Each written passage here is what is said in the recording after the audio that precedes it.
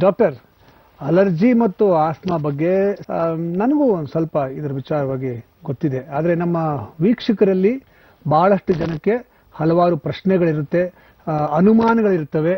ಮತ್ತೆ ನಿಮ್ಮಲ್ಲಿ ಕೆಲವರು ಈ ಸಮಸ್ಯೆಯಿಂದ ಬಳಲ್ತಿರ್ತಾರೆ. ನಿಮಗೆ ಪರಿಹಾರ ಬೇಕು ಅಂದ್ರೆ ಅಲ್ಲಿ ಸ್ಕ್ರೀನ್ ಮೇಲೆ ಬರ್ತಿರೋ ನಂಬರು, ಆ ನಂಬರ್ಗೆ ತಕ್ಷಣ ಫೋನ್ ಮಾಡಿ. ನಾವು ನೇರವಾಗಿ ನಮ್ಮ ಹೋಮಿಯೋಪತಿ ವೈದ್ಯರಿಗೆ ನಿಮ್ಮನ್ನ ಕರೆಕ್ಟ್ ಮಾಡ್ತೀವಿ. ನೀವು ನಿಮ್ಮ ಸಮಸ್ಯೆಗೆ ಪರಿಹಾರವನ್ನ ಕಂಡುಕೊಳ್ಳಿ.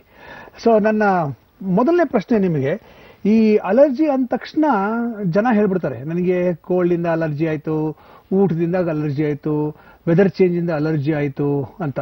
ಇದು ಎಷ್ಟು ಮಟ್ಟಿಗೆ ಸತ್ಯ? ನಿಜವಾಗ್ಲು ಈಗ ನೀವು ಹೇಳಿರೋ ಪ್ರಕಾರ ಇವತ್ತಿನ ವಿಷಯ ಅನ್ನೋದು ಬಂದ್ಬಿಟ್ಟು ಅಲರ್ಜಿ ಮತ್ತು ಅಸ್ತಮಾ. ಅದರಲ್ಲೂ ಪ್ರತಿದಿನ ಈಗ ಪೇಷಂಟ್ ಕ್ಲಿನಿಕಲ್ಲಿ ವಿಸಿಟ್ ಆಗ್ತಾ ಇರೋದು ನೋಡ್ತಾ ಇದ್ದೀವಿ. ಆ ಒಂದು ಪೇಷಂಟ್ಸ್ ಹೇಳ್ತಕ್ಕಂಥ ರೀಸನ್ಸ್ ಅಲ್ಲಿ ಈ ಒಂದು ಡಸ್ಟ್ ಬಗ್ಗೆ ಹೇಳ್ತಾ ಇರ್ತಾರೆ. ಅಂದ್ರೆ ಡಸ್ಟ್ ಅಲ್ಲಿ ಹೋದ್ರೆ ಸಾಕು ನನಗೆ ಸಮಸ್ಯೆ ಜಾಸ್ತಿ ಆಗ್ತಾ ಇದೆ. ಒಂದಿಷ್ಟು ಜನ ಈ ಒಂದು ಫುಡ್ಗಳು ಕೂಡ ಸ್ಪೆಸಿಫಿಕ್ ಆಗಿ ಮೆನ್ಷನ್ ಮಾಡ್ತಾ ಇರೋದು ನೋಡ್ತಾ ಇರ್ತೀವಿ. ಅಂದ್ರೆ ಈ ಒಂದು ಫ್ರೂಟ್ ತಿಂದ್ರೆ ಆಗೋದಿಲ್ಲ ನನಗೆ, ಈ ಒಂದು ಫುಡ್ ತಗೊಂಡ್ರೆ ಸಾಕು ಸಡನ್ ಆಗಿ ಅಲರ್ಜಿ ಬಂದ್ಬಿಡ್ತಾ ಇದೆ.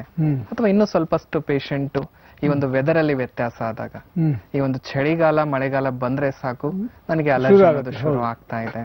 ಅಥವಾ ಸ್ವಲ್ಪಷ್ಟು ಪೇಷಂಟ್ ಈ ಒಂದು ಸ್ಮೆಲ್ ನ ಮೂಲಕ ಕೂಡ ಅಲರ್ಜಿ ಆಗ್ತಾ ಇರೋದು ನೋಡ್ತಾ ಇರ್ತೀವಿ. ಅಂದ್ರೆ ಪರ್ಫ್ಯೂಮ್ ಸ್ಮೆಲ್ ತಗೊಂಡ್ರೆ ಆಗೋದಿಲ್ಲ ನನಗೆ, ಮನೆಯಲ್ಲಿ ಒಗ್ಗರಣೆ ಸ್ಮೆಲ್ ತಗೊಂಡ್ರು ಆಗೋದಿಲ್ಲ, ಸಡನ್ ಆಗಿ ಸೀನ್ಗಳು ಬರ್ತಾ ಇದೆ.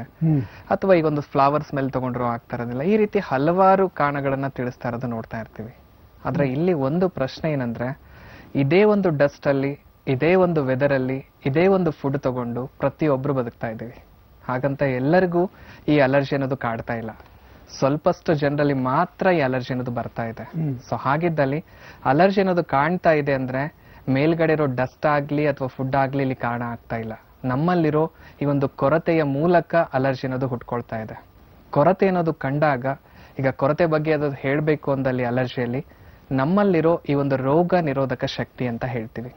ಜನರಲಿ ರೋಗ ನಿರೋಧಕ ಶಕ್ತಿ ಅಂದಾಗ ಅದರ ಫಂಕ್ಷನ್ ಯಾವ ರೀತಿ ಅನ್ನೋದು ತುಂಬಾನೇ ಮುಖ್ಯ ಆಗುತ್ತೆ. ಆ ರೀತಿ ರೋಗ ನಿರೋಧಕ ಶಕ್ತಿಯ ಫಂಕ್ಷನ್ ಇಲ್ಲಿ ನೋಡೋದಾಗಿದ್ರೆ, ಈಗ ನಮ್ಮ ದೇಹದಲ್ಲಿ ಬ್ಲಡ್ ಅನ್ನೋದು ಇದ್ದೇ ಇದೆ. ಈ ಒಂದು ರಕ್ತದಲ್ಲಿ ಹಲವಾರು ರಕ್ತ ಕಣಗಳನ್ನ ನೋಡ್ತೀವಿ. ಈ ಒಂದು ರಕ್ತ ಕಣಗಳಲ್ಲಿ ಒಂದಿಷ್ಟು ರಕ್ತ ಕಣಗಳಿದೆ ನಮ್ಮ ದೇಹನ ಪ್ರೊಟೆಕ್ಟ್ ಮಾಡ್ತಾ ಇರುತ್ತೆ. ಸೊ ಆ ರೀತಿ ಒಂದಿಷ್ಟು ರಕ್ತ ಕಣಗಳು ನೋಡೋದಾಗಿದ್ರೆ ಡಿಫೆನ್ಸ್ ಮೆಕ್ಯಾನಿಸಮ್ ನಿಜವಾಗ್ಲು. ಸೊ ಒಂದು WBC ಅಂತ ಹೇಳ್ತೀವಿ, ಅಂದ್ರೆ ಬಿಳಿ ರಕ್ತ ಕಣಗಳಂತ ಹೇಳ್ತಾ ಇರ್ತೀವಿ. ಎರಡನೇದಾಗಿ ಬಂದ್ಬಿಟ್ಟು RBC ಅಂತ ಹೇಳ್ತೀವಿ, ಅಥವಾ ಕೆಂಪು ರಕ್ತ ಕಣಗಳಂತ ಹೇಳ್ಬೋದು.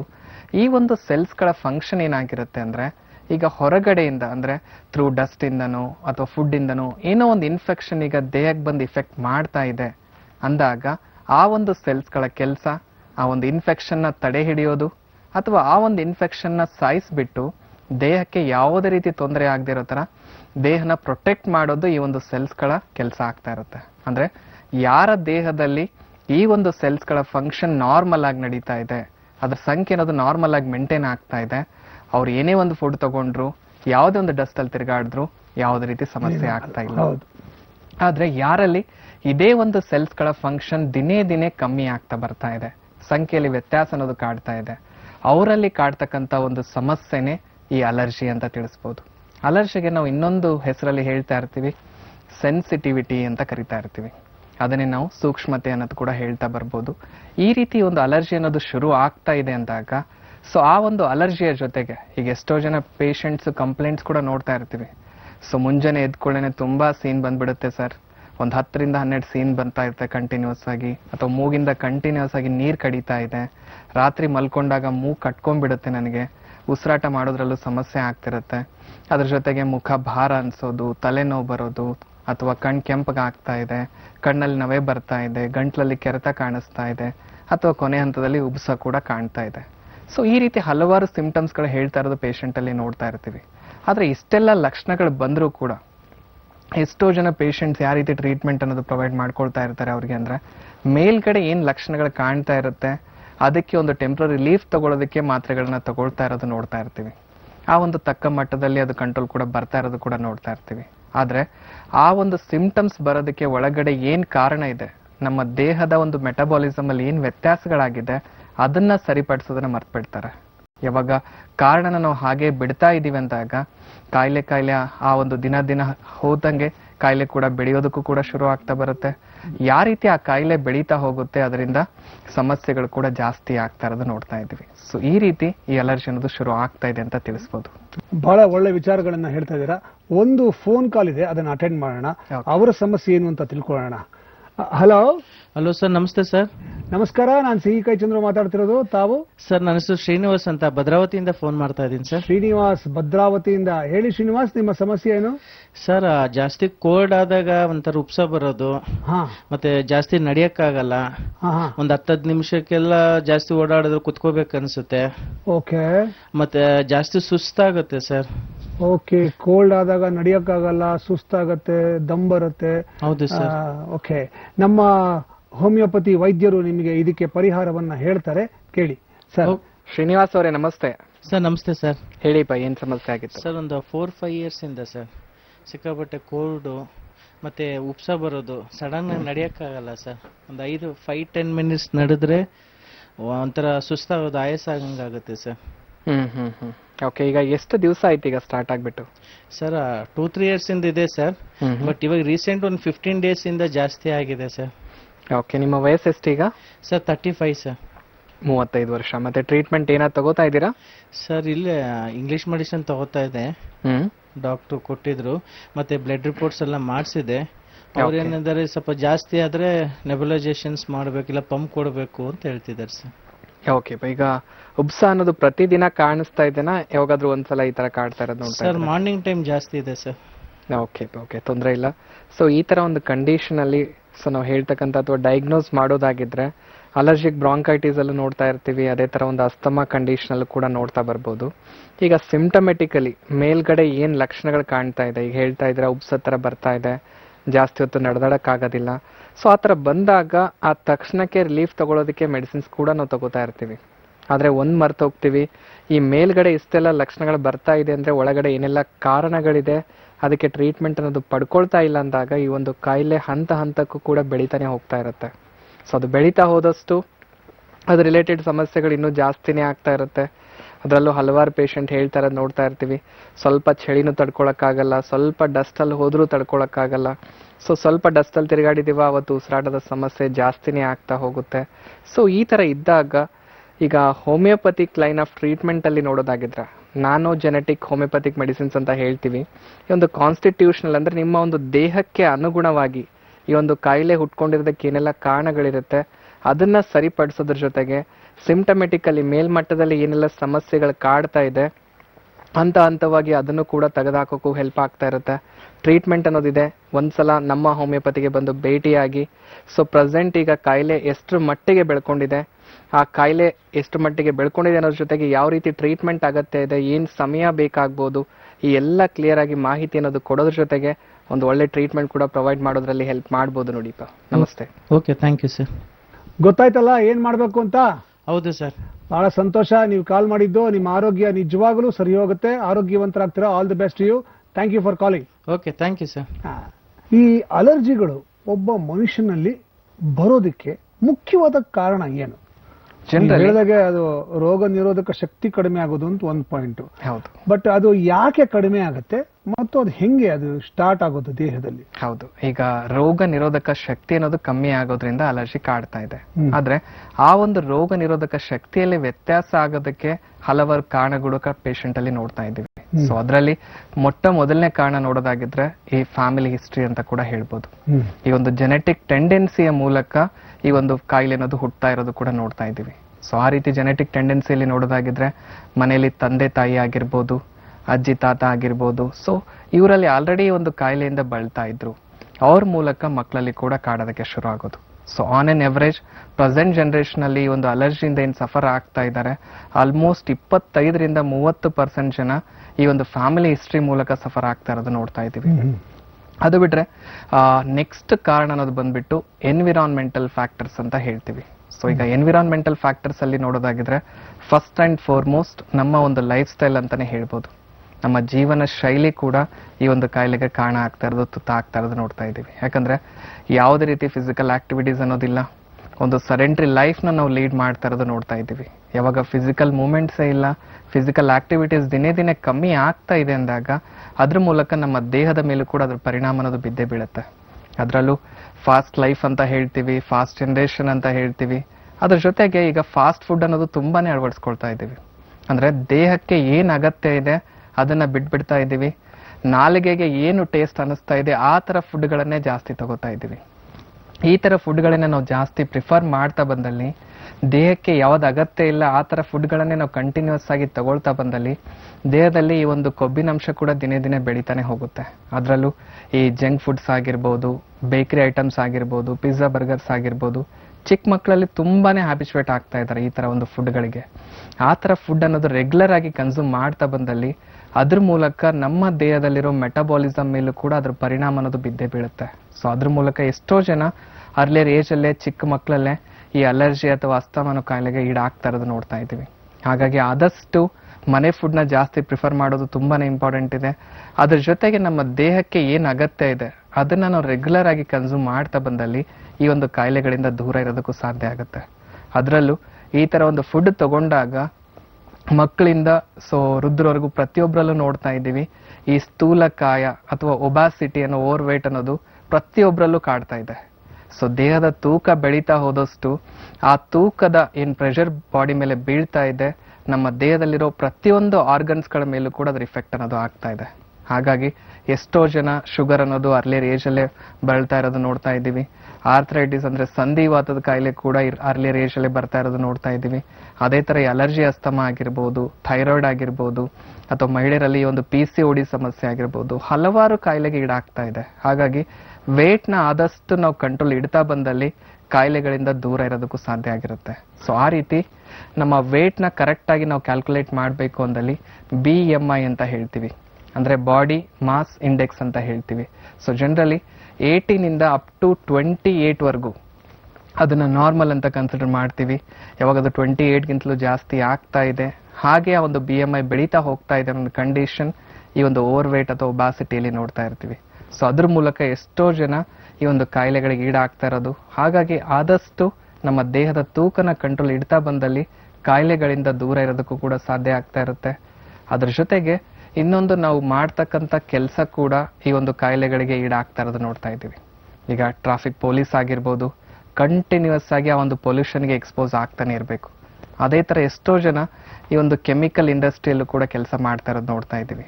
ಸೊ ಆ ಒಂದು ಕೆಮಿಕಲ್ನ ಸೇವನೆ ಪ್ರತಿನಿತ್ಯ ಮಾಡ್ತಾ ಬಂದಲ್ಲಿ ದೇಹದ ಮೇಲೆ ಅದ್ರ ಪರಿಣಾಮ ಅನ್ನೋದು ಬೀಳ್ತಾನೆ ಇರುತ್ತೆ. ಸೊ ಈ ತರ ಒಂದು ವರ್ಕ್ ಪ್ರೊಫೈಲ್ ಇದೆ ಅಂದಾಗ ಆದಷ್ಟು ಪ್ರೊಟೆಕ್ಷನ್ ವೈಸ್ ನಾವು ಕೆಲಸ ಮಾಡ್ತಾ ಬಂದಲ್ಲಿ, ಆದಷ್ಟು ಮಾಸ್ಕ್ ಗಳನ್ನ ಧರಿಸ್ಬಿಟ್ಟು ನಾವು ಕೆಲಸ ಮಾಡ್ತಾ ಬಂದಲ್ಲಿ ಈ ಒಂದು ಕಾಯಿಲೆಗಳಿಂದ ದೂರ ಇರೋದಕ್ಕೆ ಸಾಧ್ಯ ಆಗುತ್ತೆ. ಯಾವಾಗ ಆ ಒಂದು ಪ್ರೊಟೆಕ್ಷನ್ ನ ಮರೆತು ನಾವು ಕೆಲಸ ಮಾಡ್ತಾ ಹೋಗ್ತೀವಿ ಈ ತರ ಒಂದು ಕಾಯಿಲೆಗೆ ಈಡಾಗ್ತಾ ಇರೋದು ನೋಡ್ತಾ ಇದ್ದೀವಿ.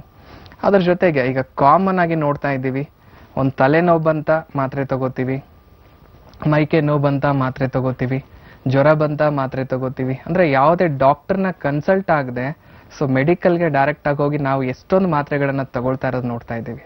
ಅಂದ್ರೆ ಕ್ರಾನಿಕ್ ಯೂಸೇಜ್ ಆಫ್ ಈ ಒಂದು ಮೆಡಿಕೇಶನ್ ಮೂಲಕ ಕೂಡ ನಮ್ಮ ಒಂದು ಇಮ್ಯೂನ್ ಸಿಸ್ಟಮ್ ಲೋ ಆಗೋ ಚಾನ್ಸಸ್ ಇದೆ. ಆರ್ಟಿಫಿಷಿಯಲಿ ಒಂದು ಟ್ಯಾಬ್ಲೆಟ್ಸ್ ಮೂಲಕನೇ ನಮ್ಮ ದೇಹನ ನಡೆಸ್ತಾ ಇದ್ದೀವಿ ಅಂದಮೇಲೆ ದೇಹದಲ್ಲಿರೋ ಮೆಟಬಾಲಿಸಮ್ ಫಂಕ್ಷನ್ ಏನಾಗುತ್ತೆ, ದಿನೇ ದಿನೇ ಕಮ್ಮಿ ಆಗ್ತಾನೆ ಹೋಗುತ್ತೆ. ಅದರಿಂದ ಕೂಡ ಎಷ್ಟೋ ಜನ ಈ ಒಂದು ಅಲರ್ಜಿ ಅಸ್ತಮನ ಕಾಯಿಲೆಗೆ ಈಡಾಗ್ತಾ ಇದ್ದಾರೆ. ಸೊ ಇವೆಲ್ಲ ಕಾರಣಗಳು ಅಲರ್ಜಿ ಅಥವಾ ಅಸ್ತಮಗೆ ಈಡಾಗೋದಕ್ಕೆ ನೋಡ್ತಾ ಇದ್ದೀವಿ. ಇದು ಬಿಟ್ಟು ಹಲವಾರು ಕಾರಣಗಳಿದೆ, ಆದ್ರೆ ಕಾಮನ್ ಆಗಿ ನೋಡುವಂತ ಒಂದಿಷ್ಟು ಕಾರಣಗಳು ಈ ಒಂದು ಅಲರ್ಜಿಯಲ್ಲಿ ಹೇಳ್ತಾ ಬರ್ಬೋದು. ಇನ್ನೊಂದು ಕರೆ ಇದೆ, ಅದನ್ನು ಕೇಳೋಣ. ಹಲೋ ಹಲೋ, ನಮಸ್ಕಾರ. ನಾನು ಸಿಹಿಕಾಯಿ ಚಂದ್ರ ಮಾತಾಡ್ತಿರೋದು. ನಮಸ್ತೆ ಸರ್, ನನ್ನ ಹೆಸರು ಸುಕನ್ಯಾ ಅಂತ. ಸುಕನ್ಯಾ ಅವರೇ, ಎಲ್ಲಿ ಯಾವ ಊರಿನ ಮಾತಾಡ್ತಿದ್ದೀರಾ? Sir, Chamarajanagar sir. ಚಾಮರಾಜನಗರ? ಓ, ನಮ್ಮ ಹಿರಿಯರಿದ್ದಂತ ಊರ್ರಿ ಅದು. ಹೇಳಿ, ನಿಮ್ ಸಮಸ್ಯೆ ಏನು? ಸರ್, ನಮ್ಮ ಅತ್ತೆಗೆ 5-6 ವರ್ಷದಿಂದ ಅಸ್ತಮಾ ಪ್ರಾಬ್ಲಮ್ ಇತ್ತು ಸರ್. ತೂಕನೂ ಜಾಸ್ತಿ ಇದ್ದಾರೆ ಅವರು. ಮತ್ತೆ ನೈಟ್ ಟೈಮ್ ಅಲ್ಲೆಲ್ಲ ಕೋಲ್ಡ್ ಐಟಮ್ ತಿನ್ನಕ್ಕಾಗಲ್ಲ, ಮತ್ತೆ ಬಾಳೆಹಣ್ಣು ಆತರ ಹಣ್ಣುಗಳನ್ನ ತಿನ್ನಕ್ಕಾಗಲ್ಲ, ಉಪ್ಸ ಜಾಸ್ತಿ ಇದೆ. ಟ್ರೀಟ್ಮೆಂಟ್ ಕೊಡ್ಸಿದೀವಿ ಸರ್, ಆದ್ರೆ ಏನು ಸಮಸ್ಯೆ ಕ್ಲಿಯರ್ ಆಗ್ತಾ ಇಲ್ಲ ಇನ್ನೂನು. ಓಕೆ, 5 ವರ್ಷದಿಂದ ಆಸ್ತಮಾ ಕಾಯಿಲೆಯಿಂದ ಬಳಲ್ತಾ ಇದ್ದಾರೆ. ರಾತ್ರಿ ಹೊತ್ತು ಅವರಿಗೆ ತುಂಬಾ ಕಷ್ಟ ಆಗ್ತಿದೆ. ಇದಕ್ಕೆ ತಾವೇನ್ ಹೇಳ್ತೀರಾ? ಹಲೋ, ಹೇಳಿಮ್ಮ. ನಮಸ್ಕಾರ ಡಾಕ್ಟರ್. ನಮಸ್ತೆ ಅಮ್ಮ, ಹೇಳಿ. ನಮ್ಮ ಅತ್ತೆ ಅವರಿಗೆ ಸುಮಾರು ಕಳೆದ 5 ವರ್ಷದಿಂದ ಈ ಉಸಿರಾಟದಲ್ಲಿ ಸಮಸ್ಯೆ ಇದೆ. ಅವ್ರಿಗೆ ಅಸ್ತಮಾ ಇದೆ ಅಂತಾನು ಹೇಳಿದ್ದಾರೆ ಡಾಕ್ಟರ್ಸ್ಗಳು. ಮತ್ತೆ ಅವ್ರ ತೂಕದಲ್ಲಿ ಜಾಸ್ತಿ ಇದ್ದಾರೆ ಸರ್, ವಯಸ್ಸಿಗಿಂತ ತುಂಬಾ ತೂಕನೇ ಜಾಸ್ತಿ ಇದೆ ಅವ್ರಿಗೆ. ಮತ್ತೆ ಸರ್ ಅವ್ರಿಗೆ ಏನಾಗುತ್ತೆ ಅಂದ್ರೆ ಸ್ವಲ್ಪ ದೂರ ನಡೆದ್ರೆ ತುಂಬಾ ಆಯಾಸ, ಉಸಿರಾಡಕ್ಕೂ ತುಂಬಾ ಕಷ್ಟ ಪಡ್ತಾರೆ ಡಾಕ್ಟರ್. ಏನ್ ಮಾಡ್ಬೇಕು ಅಂತ ಗೊತ್ತಾಗ್ತಿಲ್ಲ. ಮೆಟ್ಲು ಇಳಿಯೋದಾಗ್ಲಿ ಹತ್ತೋದಾಗ್ಲಿ ಮಾಡಿದ್ರೆ ಸಾಕು ತುಂಬಾ ಸುಸ್ತಾಗ್ತಾರೆ ಅವರು. ಟ್ರೀಟ್ಮೆಂಟ್ ಏನಾದ್ರು ತಗೋತಾ ಇದಾರಮ್ಮ ಈಗ? ಹೌದು, ಅವರು ಪಂಪ್ ಯೂಸ್ ಮಾಡ್ತಾರೆ ಡಾಕ್ಟರ್. ಎಷ್ಟು ದಿವಸ ಆಯ್ತಮ್ಮ ಈಗ ಯೂಸ್ ಮಾಡ್ತಾ ಬಂದ್ಬಿಟ್ಟು? ಸುಮಾರು 3 ವರ್ಷದಿಂದ ತಗೋತಾ ಇದಾರೆ ಸರ್ ಅದನ್ನ. ಓಕೆ ಮತ್ತೆ ಬೇರೆ ಏನಾದ್ರೂ ಸಮಸ್ಯೆ ಇದೆನಾ ಇದು ಬಿಟ್ಟು? ಇಲ್ಲ ಸರ್, ಅದ್ ಬಿಟ್ರೆ ಬೇರೆ ಏನ್ ಸಮಸ್ಯೆ ಇಲ್ಲ. ನನ್ ಅನ್ಸುತ್ತೆ ತೂಕ ಏನಾದ್ರೂ ಇದಕ್ಕೆ ಏನಾದ್ರು ಕಾರಣ ಆಗ್ತಿದ್ಯಾ ಅಥವಾ ಬೇರೆ ಏನಾದ್ರೂ ರೀಸನ್ ಇದೆಯಾ ಡಾಕ್ಟರ್ ಇದಕ್ಕೆ? ಜನರಲಿ ಈಗ ಸಿಂಪ್ಟಮೆಟಿಕಲಿ ನೋಡೋದಾಗಿದ್ರೆ ಅಸ್ತಮಾ ಅಂತಾನೆ ಹೇಳ್ಬೋದು. ಈ ತರ ಒಂದು ಅಲರ್ಜಿಕ್ ಅಸ್ತಮಾ ಆಗಿರ್ಬೋದು. ಅಸ್ತಮಾ ಕಂಡೀಷನ್ ಅಲ್ಲಿ ಈಗ ಮೇಲ್ಗಡೆ ಉಬ್ಸ ಬರ್ತಾ ಇದೆ, ಸೊ ಉಸಿರು ತಗೊಳಕ್ ಆಗ್ತಾ ಇಲ್ಲ ಅಂದಾಗ ಪ್ರತಿಯೊಬ್ಬ ಪೇಷಂಟ್ ಅಲ್ಲೂ ನೋಡ್ತಾ ಇರ್ತೀವಿ ಈ ತರ ಇನ್ಹೇಲರ್ಸ್ ಯೂಸ್ ಮಾಡ್ತಾ ಇರೋದನ್ನ. ಈಗ ಇನ್ಹೇಲರ್ ಇನ್ ದ ಸೆನ್ಸ್ ಏನಾಗ್ತಾ ಇದೆ, ಮೇಲ್ಪಟ್ಟದಲ್ಲಿ ಆ ಒಂದು ತಕ್ಷಣಕ್ಕೆ ರಿಲೀಫ್ ಕೊಡೋದಕ್ಕೆ ಹೆಲ್ಪ್ ಆಗ್ತಾ ಇರುತ್ತೆ. ಆದ್ರೆ ರೆಗ್ಯುಲರ್ ಆಗಿ ಅದನ್ನೇ ನಾವು ಹ್ಯಾಬಿಚುವೇಟ್ ಮಾಡ್ಕೊಂಡಾಗ, ಈಗ ಪ್ರತಿನಿತ್ಯ ನಾವು ಬಂದಾಗ್ಲೆಲ್ಲ ಇನ್ಹೇಲರ್ಸ್ನೇ ಯೂಸ್ ಮಾಡ್ತಾ ಹೋಗ್ತೀವಿ ಅಂದಾಗ ಏನಾಗ್ಬಿಡುತ್ತೆ, ಅದರಿಂದ ತುಂಬಾ ಪೇಷಂಟ್ ಅಲ್ಲಿ ಸೈಡ್ ಎಫೆಕ್ಟ್ಸ್ ಕೂಡ ಆಗ್ತಾ ಇರೋದು ನೋಡ್ತಾ ಇರ್ತೀವಿ. ಆ ರೀತಿ ಸೈಡ್ ಎಫೆಕ್ಟ್ಸ್ ಅಲ್ಲಿ ನೋಡೋದಾಗಿದ್ರೆ ಈ ದೇಹದ ತೂಕ ಕೂಡ ಒಂದು ಅಂತ ಹೇಳ್ಬೋದು. ಸೊ ರಿಪೀಟೆಡ್ ಆಗಿ ಇನ್ಹೇಲರ್ಸ್ ಯೂಸ್ ಮಾಡ್ತಾ ಬಂದಲ್ಲಿ, ಈಗ ಇನ್ಹೇಲರ್ಸ್ ಅಲ್ಲಿ ಇರೋದು ಸ್ಟಿರಾಯ್ಡ್ಸ್ ಅಂದಾಗ ಆ ಒಂದು ಸ್ಟಿರಾಯ್ಡ್ ನ ಬಳಕೆ ಪ್ರತಿನಿತ್ಯ ಮಾಡ್ತಾ ಬಂದಲ್ಲಿ ದಿನೇ ದಿನೇ ಈ ದೇಹದ ತೂಕ ಕೂಡ ಬೆಳೀತಾ ಹೋಗ್ತಾ ಇರುತ್ತೆ. ಅದ್ರ ಜೊತೆಗೆ ಎಷ್ಟೋ ಜನ ಪೇಷಂಟ್ ಈ ಒಂದು ಅರ್ಲಿಯರ್ ಏಜಸ್ ಅಲ್ಲೇ ಆರ್ಥರೈಟಿಸ್ ಕೂಡ ತುತ್ತಾಗ್ತಾ ಇರೋದು ನೋಡ್ತಾ ಇರ್ತೀವಿ. ಹಾಗಾಗಿ ಆದಷ್ಟು ಅದನ್ನ ಅವಾಯ್ಡ್ ಮಾಡೋದು ತುಂಬಾನೇ ಮುಖ್ಯ ಇದೆಮಾ. ಏನಾದ್ರೂ ಎಮರ್ಜೆನ್ಸಿ ಕಂಡೀಷನ್ಗೆ, ಈಗ ಉಸಿರು ತಗೊಳಕ್ಕೆ ಆಗ್ತಾ ಇಲ್ಲ ಅನ್ನೋದು ಕಂಡೀಷನ್ ಅಲ್ಲಿ ಅದನ್ನ ಎಮರ್ಜೆನ್ಸಿ ಆಗಿ ಯೂಸ್ ಮಾಡುವಂತ ಒಂದು ಮೆಡಿಸಿನ್ಸ್ ಅಂತ ಹೇಳೋದು. ಅದನ್ನ ಬಿಟ್ಟು ನಾವು ಅದನ್ನೇ ಹ್ಯಾಬಿಚುವೇಟ್ ಮಾಡ್ಕೊಳ್ತಾ ಇದೀವಿ ಅಂದಾಗ ಕಾಯಿಲೆನ ವಾಸಿ ಪಡಿಸೋದನ್ನ ಬಿಟ್ಟು ಆ ಕಾಯಿಲೆನ ಮೇಲ್ಮಟ್ಟಕ್ಕೆ ಸರಿಪಡಿಸ್ಕೊಳ್ಳೋದ್ರ ಜೊತೆಗೆ ಇನ್ನೂ 4-5 ಬೇರೆ ಕಾಯಿಲೆಗೆ ತುತ್ತಾಗ್ತಾ ಇರೋದು ಪೇಷಂಟ್ಸ್ಗಳಲ್ಲಿ ನೋಡ್ತಾ ಇದ್ದೀವಿ. ಹಾಗಾಗಿ ಸೊ ಇದಕ್ಕೆ ಟ್ರೀಟ್ಮೆಂಟ್ ಅನ್ನೋದಿದೆ ನಮ್ಮ ಹೋಮಿಯೋಪತಿಯಲ್ಲಿ. ಇಲ್ಲಿ ಮೇನ್ ಆಗಿ ನಾವು ಕಾನ್ಸಂಟ್ರೇಟ್ ಮಾಡ್ತಾ ಇರೋದು ಯಾವುದೇ ರೀತಿ ಸೈಡ್ ಎಫೆಕ್ಟ್ಸ್ ಅನ್ನೋದಿಲ್ಲದೆ ಆ ಒಂದು ಕಾಯಿಲೆ ಹುಟ್ಕೊಂಡಿರೋದಕ್ಕೆ ಮೂಲ ಕಾರಣ ಅನ್ನೋದೇನಿದೆ ಅದನ್ನ ಸರಿಪಡಿಸ್ತಾ ಬಂದ್ಬಿಟ್ಟು ಆ ಸಮಸ್ಯೆನ ಹಂತ ಹಂತವಾಗಿ ಹೊರಬರೋದಕ್ಕೆ ಹೆಲ್ಪ್ ಮಾಡ್ತಾ ಬರೋದು ಒಂದು. ಎರಡನೇದು, ಒಂದು ಸಲ ಆ ಕಾಯಿಲೆಯಿಂದ ಹೊರಗೆ ಬರ್ತಾ ಇದ್ದೀರಾ ಅನ್ನೋದ್ರ ಜೊತೆಗೆ ಆ ಕಾಯಿಲೆ ಮತ್ತೆ ತಿರುಗಿ ಬರದೇ ಇರೋ ತರ ನೋಡ್ಕೊಳ್ಳೋದಕ್ಕೂ ಕೂಡ ಮೆಡಿಸಿನ್ಸ್ ಇಲ್ಲಿ ಪ್ರೊವೈಡ್ ಮಾಡ್ತಾ ಇದ್ದೀವಿ. ಹಾಗಾಗಿ ಒಂದ್ಸಲ ಬಂದು ಭೇಟಿಯಾಗಿ ಎಕ್ಸಾಮಿನೇಷನ್ ಮೂಲಕ ಪ್ರೆಸೆಂಟ್ ಈಗ ಕಾಯಿಲೆ ಯಾವೊಂದು ಹಂತದಲ್ಲಿದೆ ಅದನ್ನ ಕರೆಕ್ಟ್ ಆಗಿ ಡಯಾಗ್ನೋಸ್ ಮಾಡೋದ್ರ ಜೊತೆಗೆ ಒಂದು ಸೂಕ್ತವಾದ ಟ್ರೀಟ್ಮೆಂಟ್ ಕೂಡ ಪ್ರೊವೈಡ್ ಮಾಡೋದ್ರಲ್ಲಿ ಹೆಲ್ಪ್ ಮಾಡಬಹುದು ನೋಡಿಮ್ಮ. ತಿಳ್ಕೊಂಡ್ರ ಸುಕನ್ಯಾ ಅವರೇ? ಹೌದು ಸರ್. ಏನ್ ಮಾಡ್ಬೇಕು ಅಂತ ಗೊತ್ತಾಯ್ತಾ? ಸರ್, ಒಂದ್ಸಲ ಬಂದ್ ಭೇಟಿ ಮಾಡ್ಕೋತೀನಿ ನಮ್ಮ ಹೋಮಿಯೋಪತಿಯಲ್ಲಿ. ಬನ್ನಿ, ನಿಮ್ಮ ಸಮಸ್ಯೆ ಸಂಪೂರ್ಣವಾಗಿ ಪರಿಹಾರ ಆಗತ್ತೆ. ನಿಮ್ಮ ಅತ್ತೆಯವರು ಆರೋಗ್ಯವಾಗಿರ್ತಾರೆ, ಚಿಂತೆ ಮಾಡಬೇಡಿ. ಓಕೆ, ಆಯ್ತು sir. Thank you sir. Thank you very much for calling.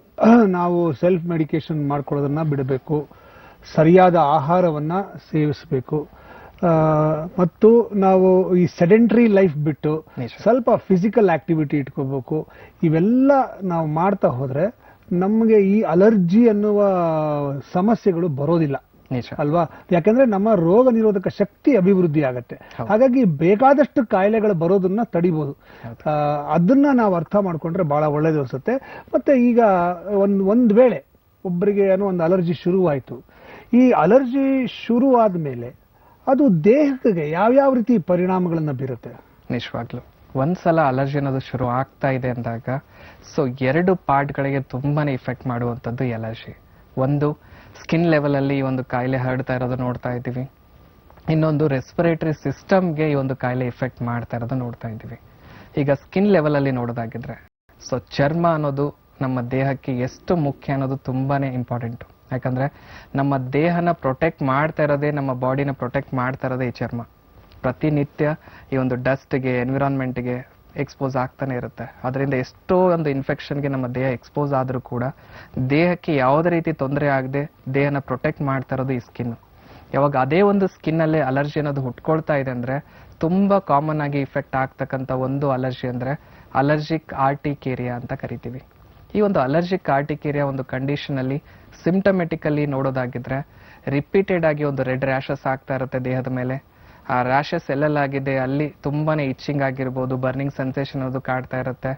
ಆ ಒಂದು ಬರ್ನಿಂಗ್ ಸೆನ್ಸೇಷನ್ ಇಂದ ಕಂಟಿನ್ಯೂಸ್ ಆಗಿ ಇರಿಟೇಷನ್ ಆಗ್ತಾ ಇರೋದು ನೋಡ್ತಾ ಇರ್ತೀವಿ. ಅಂದ್ರೆ ಕೆಂಪದಾಗಿ ದದ್ದೆಗಳಾಗ್ತಾ ಇದೆ. ಎಲ್ಲಿ ಆ ಒಂದು ದದ್ದೆಗಳು ಕಾಡ್ತಾ ಇದೆ ಆ ಒಂದು ಭಾಗದಲ್ಲಿ ತುಂಬಾನೇ ತುರಿಕೆ ಅಥವಾ ನವೆ ಅನ್ನೋದು ಕಾಡ್ತಾ ಇದೆ. ಆ ಒಂದು ನವೆಯಿಂದ ತುಂಬಾ ಉರಿ ಕೂಡ ಆ ಒಂದು ಜಾಗದಲ್ಲಿ ಕಾಡ್ತಾ ಇದೆ. ಸೊ ಈ ತರ ಒಂದು ಸಿಂಪ್ಟಮ್ಸ್ ಅಲರ್ಜಿ ಕಾರ್ಟಿಕೇರಿಯಲ್ಲಿ ನೋಡ್ತಾ ಬರ್ಬೋದು.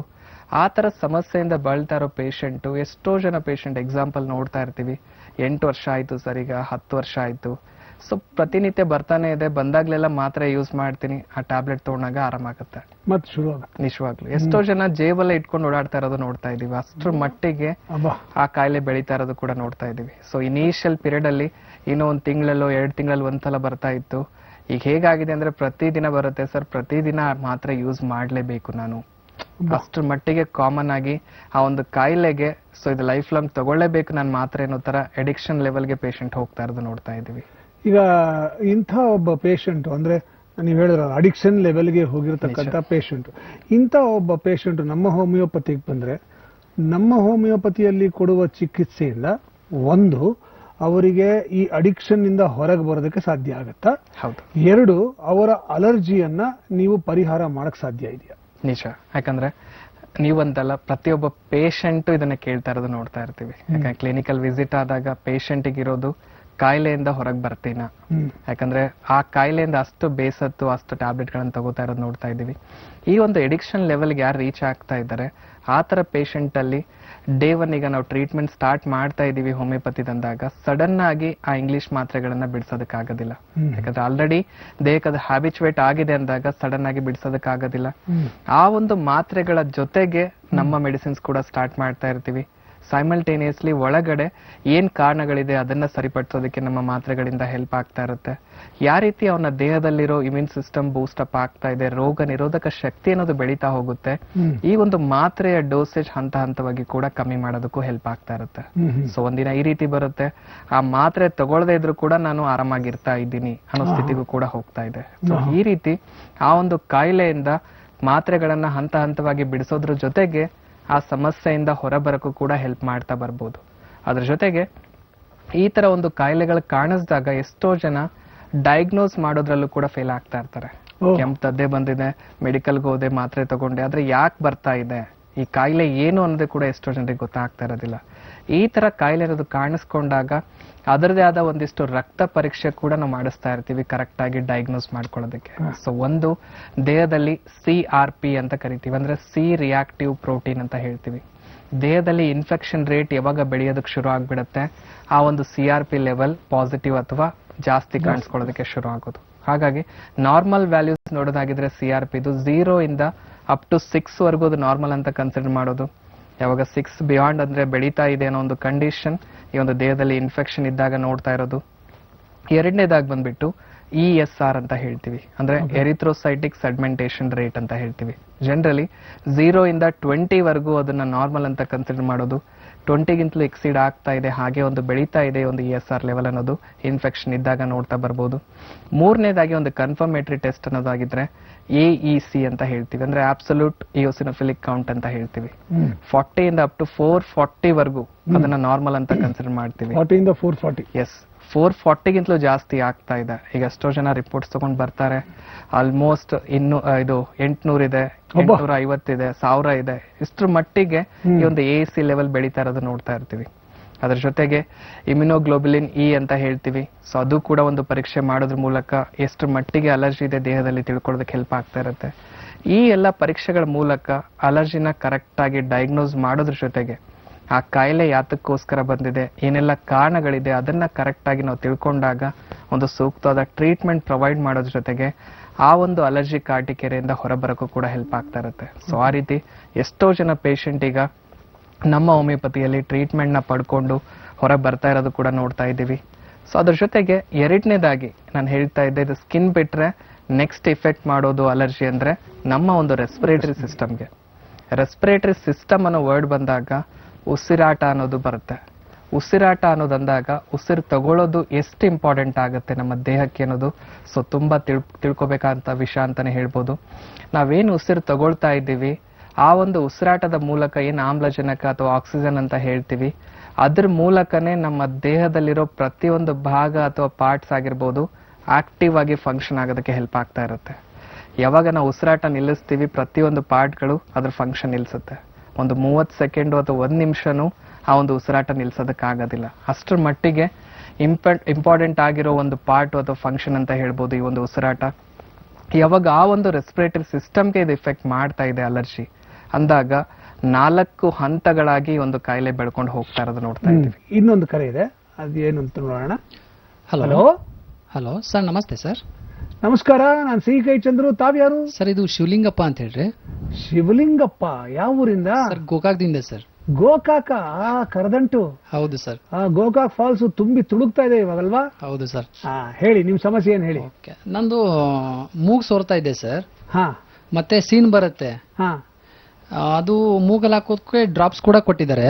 ಹಾ. ಅದು 3 ವರ್ಷದಿಂದ ಪ್ರಾಬ್ಲಮ್ ಇದೆ. ಅದಕ್ಕೆ ಏನಾದ್ರು ಟ್ರೀಟ್ಮೆಂಟ್ ಏನಾದ್ರು ಸಿಗಬಹುದಾ ಅಂತ ಕರೆ ಮಾಡಿದೀನಿ ಸರ್. 3 ವರ್ಷದಿಂದ ಟ್ರೀಟ್ಮೆಂಟ್ ಡೆಫಿನೆಟ್ ಆಗಿ ಸಿಗತ್ತೆ. ನಮ್ಮ ಹೋಮಿಯೋಪತಿಗೆ ನೀವು ಬಂದ್ರೆ ನಿಮ್ಮ ಸಮಸ್ಯೆ ಎಲ್ಲ ಪರಿಹಾರವಾಗಿ ಆರೋಗ್ಯವಂತರಾಗಿರ್ತೀರಾ. ನೇರವಾಗಿ ನಮ್ಮ ವೈದ್ಯರನ್ನ ಕೇಳೇ ಬಿಡೋಣ. ಸೊ ಮೂಗಲ್ಲಿ ನೀರು ಸೋರ್ತಾ ಇರೋದು ಬಹಳ ಕಷ್ಟ ಆಗ್ತಿದೆ ಅಂತ ಹೇಳ್ತಾ ಇದಾರೆ. ಇದಕ್ಕೆ ಸಮಸ್ಯೆಗೆ ಪರಿಹಾರ ಏನು? ಹಲೋ ಹಲೋ, ನಮಸ್ತೆ ಡಾಕ್ಟರ್. ನಮಸ್ತೆ, ಹೇಳಿಪ್ಪ, ಏನ್ ಸಮಸ್ಯೆ ಆಗಿತ್ತು? ಸರ್, ಇದು ಗೋಕಾಕ್ದಿಂದ ಮಾತಾಡ್ತಾ ಇರೋದು. ಓಕೆ.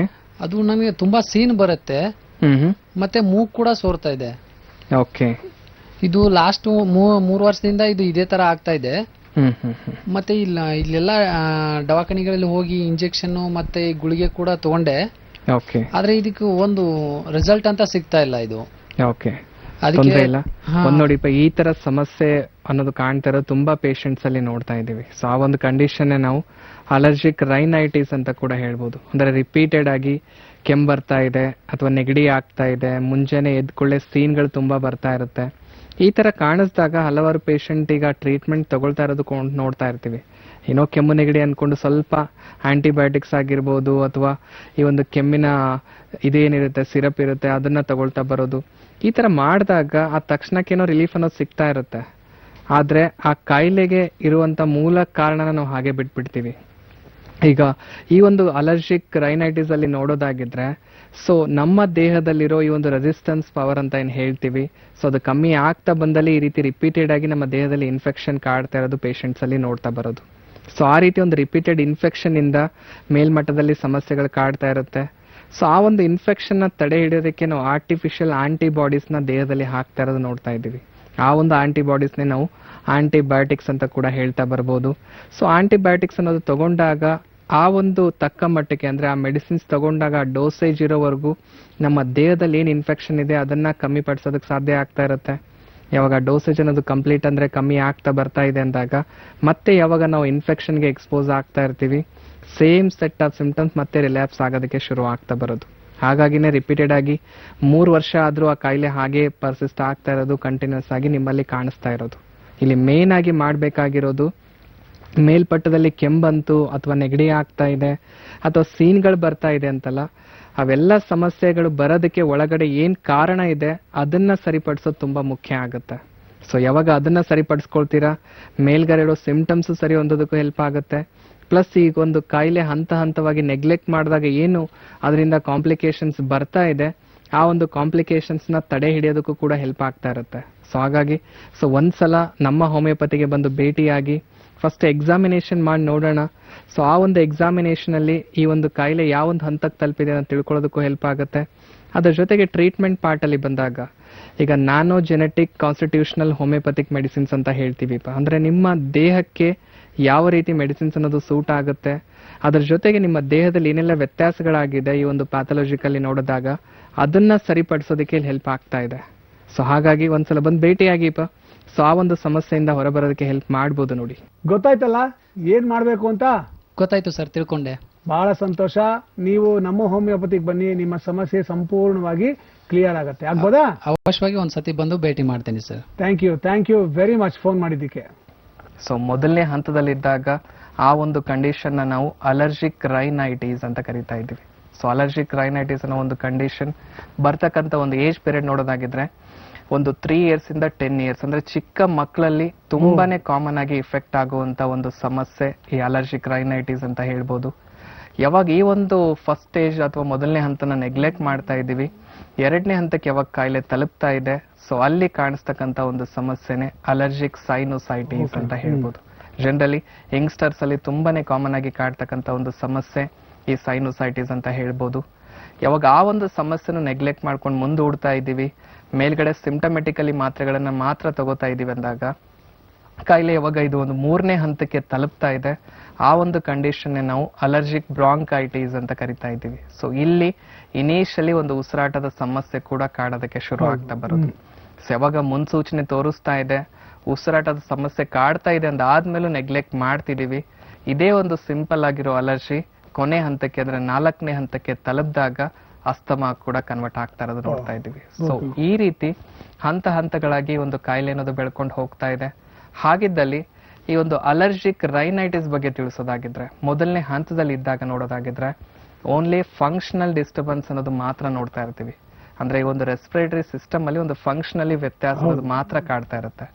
ಅಲ್ಲಿ ಸಿಂಪ್ಟಮೆಟಿಕಲಿ ನೋಡೋದಾಗಿದ್ರೆ ರಿಪೀಟೆಡ್ ಆಗಿ ಸ್ವಲ್ಪ ಕೋಲ್ಡ್ ಆಗ್ತಾ ಇದೆ, ಡ್ರೈ ಕಫ್ ಬರ್ತಾ ಇದೆ, ಅರ್ಲಿ ಮಾರ್ನಿಂಗ್ ಅಲ್ಲಿ ಸ್ವಲ್ಪ ಸ್ನೀಸಿಂಗ್ ಅನ್ನೋದು ಕಾಡ್ತಾ ಇದೆ, ಅಂದ್ರೆ ಕೆಮ್ಮು ಬರ್ತಾ ಇದೆ, ಒಣ ಕೆಮ್ಮು, ಅದ್ರ ಜೊತೆಗೆ ನೆಗಡಿ ಆಗ್ತಾ ಇದೆ, ಮುಂಚೆನೆ ಎದ್ದ ಕೂಡಲೇ ಸೀನ್ಗಳು ಕಾಡ್ತಾ ಇದೆ. ಈ ರೀತಿ ಒಂದಿಷ್ಟು ಲಕ್ಷಣಗಳು ಹುಟ್ಕೊಳ್ಳೋದಕ್ಕೆ ಶುರು ಆಗೋದು. ಯಾವಾಗ ಕೆಮ್ಮು ನೆಗಡಿ ಅಥವಾ ಸೀನ್ಗಳು ಬರ್ತಾ ಇದೆ ಅಂದಾಗ ಪ್ರತಿಯೊಬ್ರು ನಾವು ಆಲೋಚನೆ ಮಾಡೋದು, ಏನೋ ಕೆಮ್ಮು ನೆಗಡಿ, ಸ್ವಲ್ಪ ಆಂಟಿಬಯೋಟಿಕ್ಸ್ ತಗೊಂಡ್ರೆ ಸಾಕು ಅಥವಾ ಕೆಮ್ಮಿನ ಸಿರಪ್ ತಗೊಂಡ್ರೆ ಸಾಕು ಕಮ್ಮಿ ಆಗುತ್ತೆ. ಯಾವಾಗ ಟ್ಯಾಬ್ಲೆಟ್ ತಗೊಳ್ತೀವಿ ವಿದಿನ್ 3 to 5 days ಅಲ್ಲಿ ಅದು ವಾಸಿ ಕೂಡ ಆಗ್ತಾ ಇರುತ್ತೆ, ಕಮ್ಮಿ ಆಗಿದೆ ಅನ್ಕೊಳ್ತೀವಿ. ಮತ್ತೆ ಒಂದು 15 ದಿನ ಅಥವಾ 1 ತಿಂಗಳ ಬಿಟ್ಟು ನೋಡಿದ್ರೆ ಸೇಮ್ ಸೆಟ್ ಆಫ್ ಸಿಂಪ್ಟಮ್ಸ್ ರಿಯಕರ್ ಆಗೋದಕ್ಕೆ ಶುರು ಆಗೋದು. ಸೊ ಇಷ್ಟಕ್ಕೆ ಮುಂಚೆ ಟ್ಯಾಬ್ಲೆಟ್ ತಗೊಂಡಿದ್ದೆ ಕಮ್ಮಿ ಆಗಿತ್ತು, ಈಗ ಮತ್ತೆ ಬಂತು, ಮತ್ತೆ ಅದೇ ಟ್ಯಾಬ್ಲೆಟ್ಸ್ ಯೂಸ್ ಮಾಡೋದು. ಈ ರೀತಿ ರಿಪೀಟೆಡ್ ಆಗಿ ಯಾವ ಟ್ಯಾಬ್ಲೆಟ್ಸ್ ಯೂಸ್ ಮಾಡ್ತಾ ಇದ್ರದ್ದು ಬರ್ತಾ ಇದೆ ಅಂದ್ರೆ ಆ ಒಂದು ಕಂಡೀಷನ್ ನಾವು ಅಲರ್ಜಿಕ್ ರೈನೈಟಿಸ್ ಅಂತ ಕರಿತಾ ಇದೀವಿ. ಅದರಲ್ಲೂ ಎಷ್ಟೊಂದು ಜನ ಪೇಷಂಟ್ ಕೇಳ್ತಾ ಇರೋದು ನೋಡ್ತಾ ಇರ್ತೀವಿ, ಟ್ಯಾಬ್ಲೆಟ್ ತಗೊಂಡಾಗ ಯಾಕೆ ಹೋಗ್ತಾ ಇದೆ, ಮತ್ತೆ ಯಾಕೆ ಬರುತ್ತೆ? ಸೊ ಅದಕ್ಕೆ ಮೂಲ ಕಾರಣ ಅಂದ್ರೆ ಈಗ ನಮ್ಮ ದೇಹದಲ್ಲಿರೋ ರೋಗ ನಿರೋಧಕ ಶಕ್ತಿ ಬಗ್ಗೆ ನಾನು ಹೇಳ್ತಾ ಇದ್ದೆ, ರಕ್ತ ಕಣಗಳು. ಸೊ ನ್ಯಾಚುರಲ್ ಆಗಿ ದೇಹದಲ್ಲಿ ಕೆಲಸ ಮಾಡುವಂತ ಈ ಒಂದು ಆಂಟಿಬಾಡೀಸ್ ಏನಿದೆ ಅದ್ರ ಕೆಲಸ ಕಮ್ಮಿ ಮಾಡ್ಕೊಂಡಿದೆ, ಹಾಗಾಗಿ ಸಮಸ್ಯೆ ಕಾಡ್ತಾ ಇದೆ. ಸೊ ಹಾಗಿದ್ದಾಗ ಆ ಒಂದು ನ್ಯಾಚುರಲ್ ಆಂಟಿಬಾಡೀಸ್ ನ ಫಂಕ್ಷನ್ ನ ಇಲ್ಲಿ ಸರಿಪಡಿಸೋದು ತುಂಬಾ ಇಂಪಾರ್ಟೆಂಟ್ ಆಗುತ್ತೆ. ಅದನ್ನ ಬಿಟ್ಟು ನಾವೇನ್ ಮಾಡ್ತೀವಿ, ಹೊರಗಡೆಯಿಂದ ಆರ್ಟಿಫಿಷಿಯಲ್ ಆಂಟಿಬಾಡಿ ಅಥವಾ ಆಂಟಿಬಯೋಟಿಕ್ಸ್ ನ ತಗೊಳ್ಳೋದಕ್ಕೆ ಶುರು ಮಾಡ್ತೀವಿ. ಸೊ ಆ ಒಂದು ಕಂಡೀಷನ್ ಅಲ್ಲಿ ಏನಾಗುತ್ತೆ, ಆ ಟ್ಯಾಬ್ಲೆಟ್ ಡೋಸೇಜ್ ಇರೋವರೆಗೂ ಕಮ್ಮಿ ಆಗಿದೆ ಅಥವಾ ಇನ್ಫೆಕ್ಷನ್ ನ ಕ್ಲಿಯರ್ ಮಾಡೋದಕ್ಕೆ ಹೆಲ್ಪ್ ಆಗ್ತಾ ಇರುತ್ತೆ. ಯಾವಾಗ ಆ ಡೋಸೇಜ್ ಕಂಪ್ಲೀಟ್ ಆಗುತ್ತೆ ಮತ್ತೆ ಆ ಸಮಸ್ಯೆ ರಿಲ್ಯಾಪ್ಸ್ ಆಗೋದಕ್ಕೆ ಶುರು ಆಗೋದು. ಸೊ ಈ ರೀತಿ ಹಲವಾರು ಪೇಷಂಟ್ ಅಲ್ಲಿ ಒಂದು ಕಾಯಿಲೆ ರಿಪೀಟೆಡ್ ಆಗಿರೋದು ನೋಡ್ತಾ ಇದ್ದೀವಿ. ಅದ್ರಲ್ಲಂತೂ ಚಿಕ್ಕ ಮಕ್ಕಳು ಬರ್ತಾರೆ 8 ವರ್ಷ 6 ವರ್ಷ. ಸೊ ಆಲ್ರೆಡಿ ಪ್ರತಿ ತಿಂಗಳು ತೋರಿಸ್ತಾ ಇರೋದು ಬುಕ್ಲೆಟ್ ತಗೊಂಡ್ಬಂದಿರ್ತಾರೆ. ಆಲ್ಮೋಸ್ಟ್ 15 ಸಲ ಆಯ್ತು 20 ಸಲ ಆಯ್ತು ಕನ್ಸಲ್ಟ್ ಮಾಡ್ತಾ ಇದೀವಿ, ಪ್ರತಿ ತಿಂಗಳು ಅವೇ ಮಾತ್ರೆ ತಗೊಳ್ತಾ ಇದೀವಿ ಅನ್ನೋದು. ಸೊ ನೆಕ್ಸ್ಟ್ ಅಂತೂ ಡಾಕ್ಟರ್ ಹತ್ರ ಹೋಗೋದು ಬೇಡ, ಇದೇ ಮಾತ್ರೆ ಕೊಡ್ತಿದಾರಲ್ಲ ಅದೇ ತಗೊಳ್ಳೋಣ, ಅಷ್ಟ್ರ ಮಟ್ಟಿಗೆ ಈ ಒಂದು ಕಾಯಿಲೆಯಿಂದ ಬಳಲ್ತಾ ಇರೋದು ಪೇಷಂಟ್ ಅಲ್ಲಿ ನೋಡ್ತಾ ಇದೀವಿ. ಯಾವಾಗ ಅದನ್ನ ನೆಗ್ಲೆಕ್ಟ್ ಮಾಡ್ಕೊಳ್ತಾ ಇದೀವಿ ಅಂದ್ರೆ ಮೇಲ್ಗಡೆ ನಮ್ಗೆ ಏನ್ ಲಕ್ಷಣಗಳು ಕಾಣ್ತಾ ಇದೆ, ಈಗ ಕೆಮ್ಮು ಬಂತು ನೆಗಡಿ ಬಂತು ಅಂತ ಅದಕ್ಕೆ ಮಾತ್ರ ನಾವು ಟ್ರೀಟ್ಮೆಂಟ್ ತಗೊಳ್ತಾ ಇದೀವಿ ಅಂದಾಗ ಆ ಒಂದು ಕೆಮ್ಮು ನೆಗಡಿ ಬಂದಿರೋದಕ್ಕೆ ಒಳಗಡೆ ಏನ್ ಕಾರಣ ಇದೆ ಅದನ್ನ ಹಾಗೆ ನೆಗ್ಲೆಕ್ಟ್ ಮಾಡ್ತಾ ಇದೀವಿ ಅಂದಾಗ ಮೊದಲನೇ ಹಂತದಲ್ಲಿರೋ ಅದೇ ಒಂದು ಸಮಸ್ಯೆ 2ನೇ ಹಂತಕ್ಕೂ ಕೂಡ ತಲುಪೋದಕ್ಕೆ ಶುರು ಆಗ್ತಾ ಬರೋದು.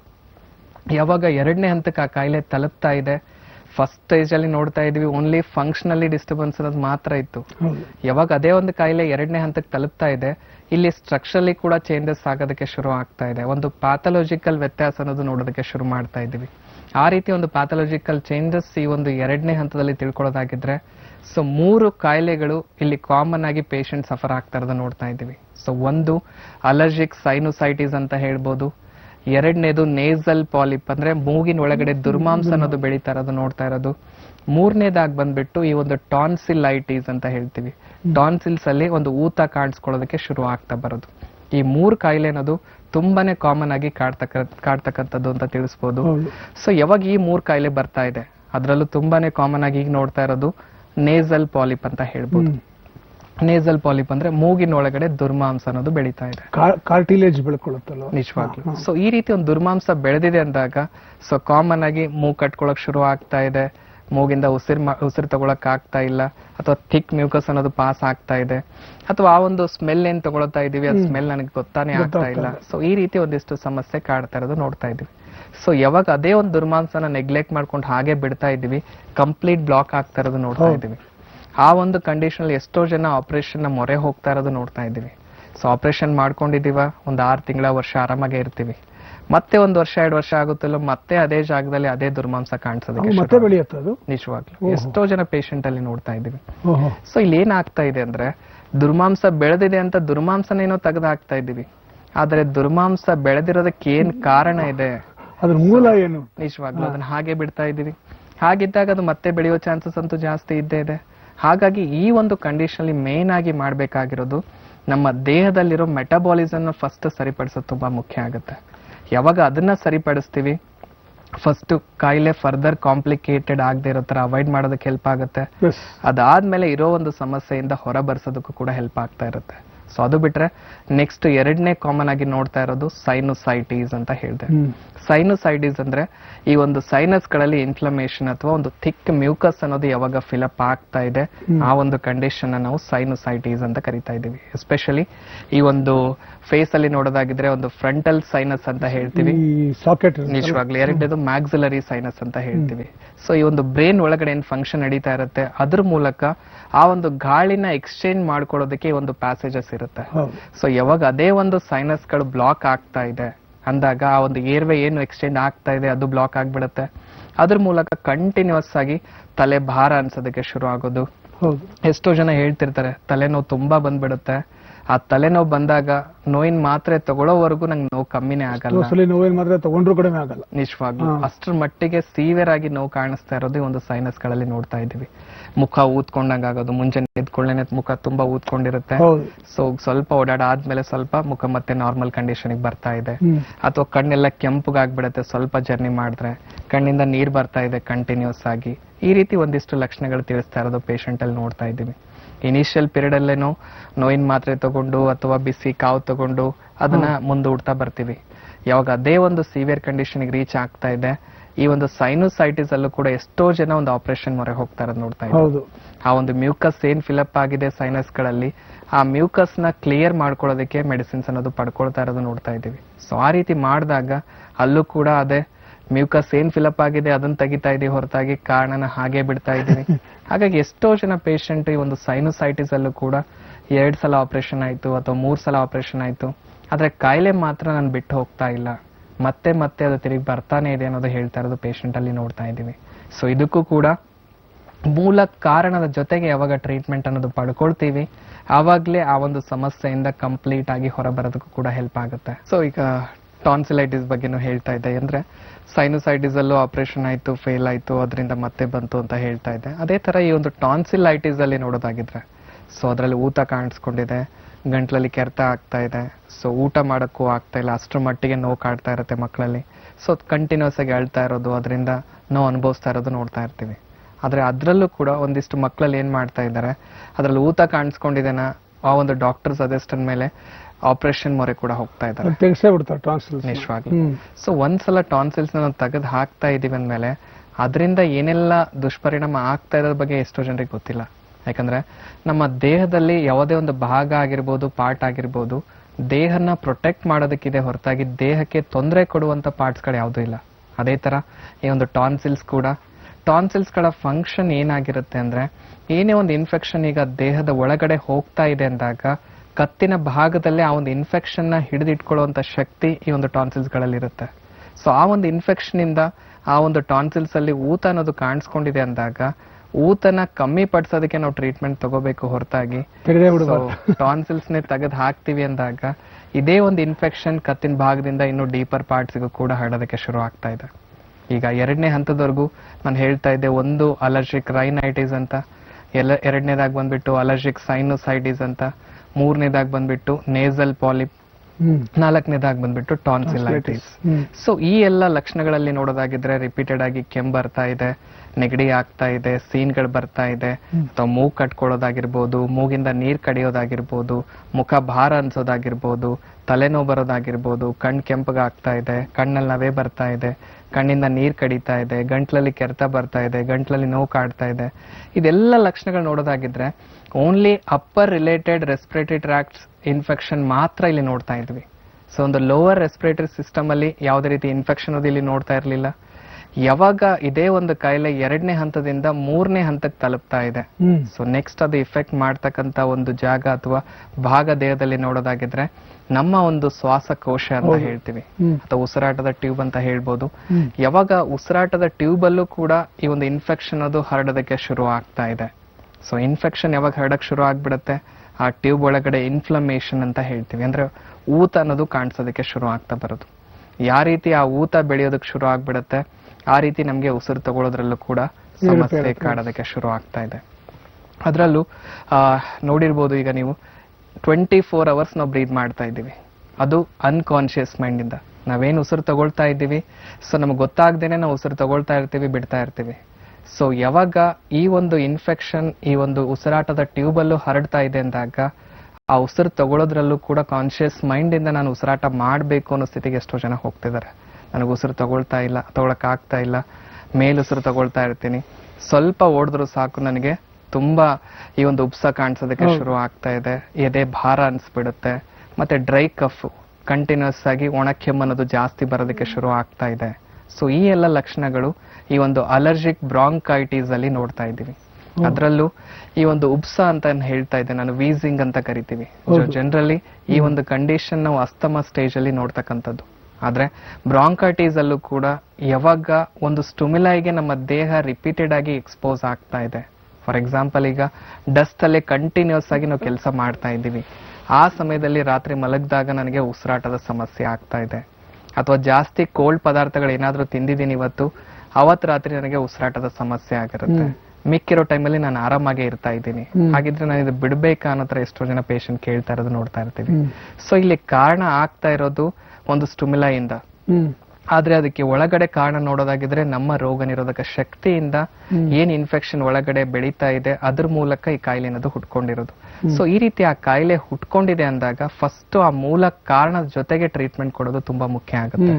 ಸೊ ಅದನ್ನ ಬಿಟ್ಟು ಈಗ ಎಷ್ಟೋ ಜನ ಏನ್ ಮಾಡ್ತೀವಿ, ಈಗ ಡಸ್ಟ್ ಅಲ್ಲಿ ಹೋದ್ರೆ ಆಗ್ತಿದೆನಾ ಆದಷ್ಟು ಡಸ್ಟ್ ಅವಾಯ್ಡ್ ಮಾಡಿದ್ರೆ ಸಾಕು, ಅಥವಾ ಕೋಲ್ಡ್ ಪದಾರ್ಥಗಳಿಂದ ಆಗ್ತಾ ಇದೆನಾ ಆ ಪದಾರ್ಥಗಳ ಬಿಟ್ರೆ ಆಯ್ತು ನಾನು ಆರಾಮಾಗಿರ್ತೀನಿ.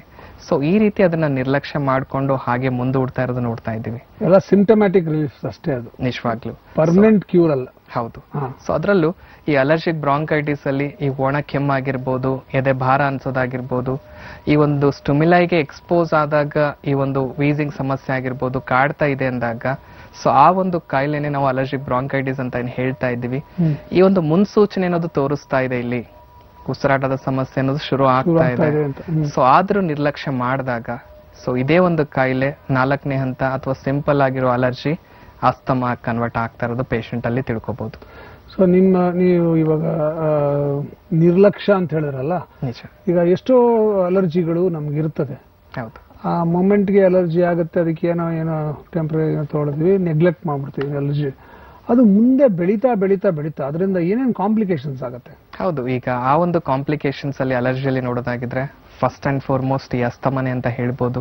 ಸೊ ಈ 4ನೇ ಹಂತಕ್ಕೆ ರೀಚ್ ಆದಾಗ ಏನು ಅಸ್ತಮಾ ಕಂಡೀಷನ್ಗೆ ಪೇಷಂಟ್ ಒಳಗೆ ಆಗ್ತಾ ಇದ್ದಾನೆ, ಸೊ ಅಲ್ಲಿ ಏನಾಗ್ತಾ ಇದೆ, ಈಗ ಅಲರ್ಜಿಕ್ ಬ್ರಾಂಕೈಟಿಸ್ ಅಲ್ಲಿ ನಾನು ಹೇಳ್ತಾ ಇದ್ದೆ, ಒಂದು ಡಸ್ಟಿಗೆ ಅಥವಾ ಕೋಲ್ಡ್ ಪದಾರ್ಥಗಳು ತಗೊಂಡಾಗ ಅಥವಾ ವೆದರ್ ಅಲ್ಲಿ ವ್ಯತ್ಯಾಸ ಆದಾಗ ಮಾತ್ರ ಈ ಒಂದು ಉಬ್ಬಸ ಅನ್ನೋದು ಕಾಡ್ತಾ ಇತ್ತು.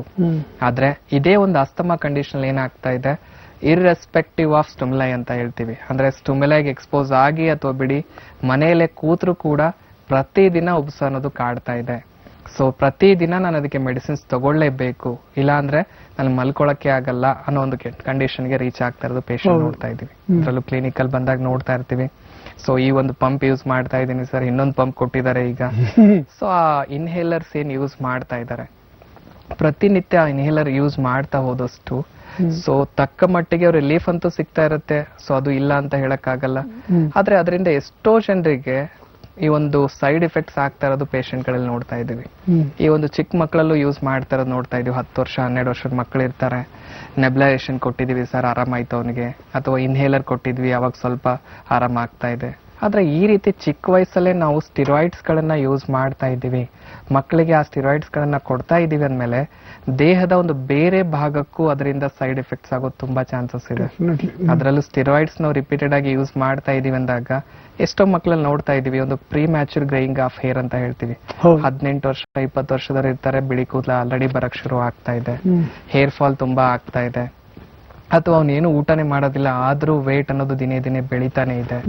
ಸೊ ವೇಟ್ ಬೆಳಿತಾ ಇದ್ದಾನೆ ಆದ್ರೆ ಅಷ್ಟೇ ಸುಸ್ತಾಗ್ತಾ ಇದ್ದಾನೆ, ಸ್ವಲ್ಪ ಕೆಲಸ ಮಾಡಕ್ಕೂ ಆಗಲ್ಲ, ಲೇಸಿನೆಸ್ ಜಾಸ್ತಿ ಬೆಳ್ಕೊಳ್ತಾ ಇದೆ, ತುಂಬಾನೇ ನಿದ್ದೆ ಮಾಡ್ತಾನೆ.